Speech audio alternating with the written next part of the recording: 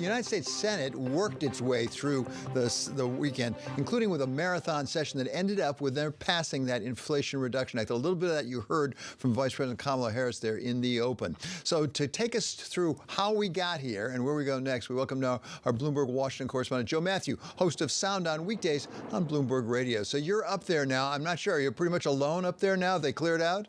Yeah, Bloomberg owns the place today, David.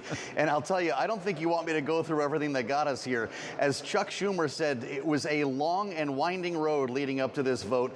But before we start playing the Beatles, we're not quite done yet. The House needs to do its job, and they have set up a vote, according to Speaker Pelosi, for Friday. It is expected to pass. And to your point, this follows quite the marathon vote-a-rama. Saturday night, they were up all night into Sunday, 19 hours of debating and voting on amendments. That's part of reconciliation. Democrats and Republicans both knew it was coming and tried to take advantage of things the best they could. The content's essentially the same as we discussed at the end of last week, David. $370 billion to lower greenhouse gas emissions. There's also a component to lower prescription drug prices for seniors, and it's all paid for through this corporate minimum tax, as well as going after tax cheats, essentially new funding for the IRS to go after people who have not been paying for their taxes, and they expect that to leave about $300 billion over for deficit reduction. We're still waiting for a fine point on that.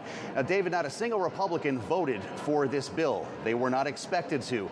And the talking points have been very confusing for Americans. Of course, it's called the Inflation Reduction Act. Republicans say Democrats are not being honest, and it will worsen inflation. Rick Scott, the senator from Florida, saying on Sunday shows over the weekend that instead of the Inflation Reduction Act, we should call it the War on Seniors Act. David, that gives you a sense of where we are here on Capitol Hill.